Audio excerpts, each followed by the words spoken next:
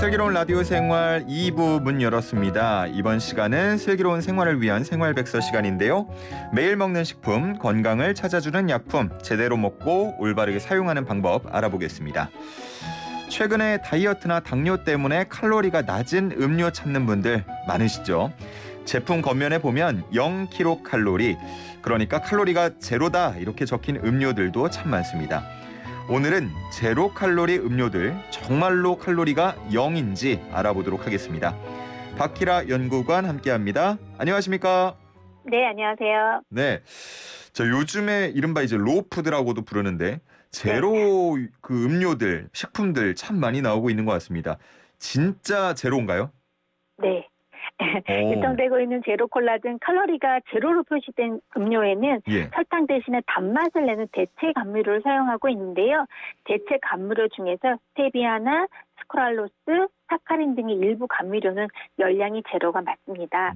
다만 이제 아스파탐과 토마티는 그람당 4kcal로리로서 열량은 설탕과 똑같지만 아스파탐은 설탕보다 감미도가 훨씬 높아서 설탕과 같은 감미도로 이제 환산을 하게 되면 실제 칼로리는 그람당 0.02kcal 정도로 매우 열량이 낮아서요.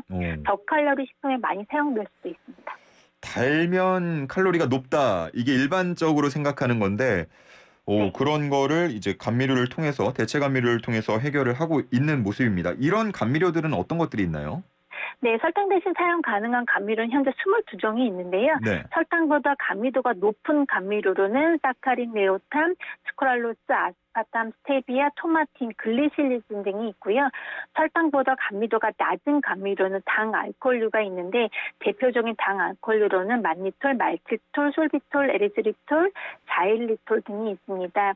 우리가 주로 먹는 콜라나 사이다나 무설탕 탄산음료 등에 주로 사용되는 감미료는 설탕이 200배 이상의 당도를 보이는 아스파탐이나 스타비아 등이 주로 사용이 되고 있습니다. 예. 막 뭐 설탕의 200배다 이런 말씀하시니까 이게 과연 안전할까 이런 걱정도 되거든요. 안전하다고 들었던 것 같긴 한데 이 식품 첨가물들 보통 화학물질이라서 뭔가 체내에 축적되진 않을까 이런 오해 걱정도 있거든요. 이 오해인가요? 네, 오해입니다.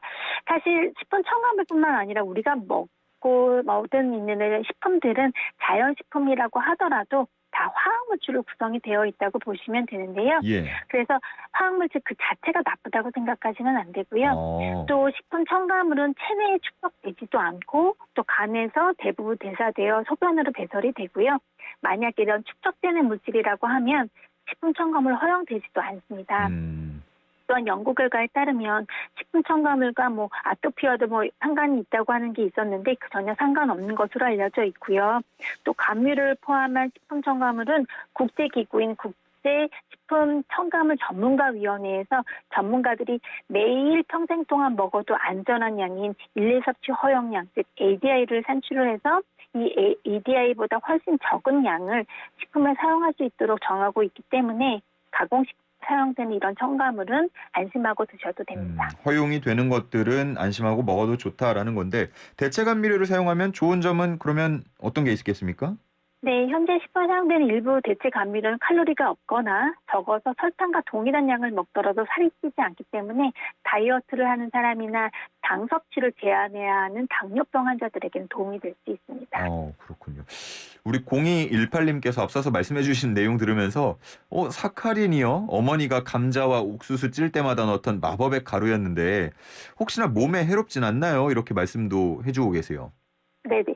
옛날에는 발암물질이라서 금지되었던 걸로 알고 지금 사용이 가능하고요. 예. 1970년대 사카린 나트륨은 이제 캐나다 보건연구소에서 쥐의 방광에 종양을 일으킨다고 연구 결과를 발표해서 금지된 바 있었는데요. 예.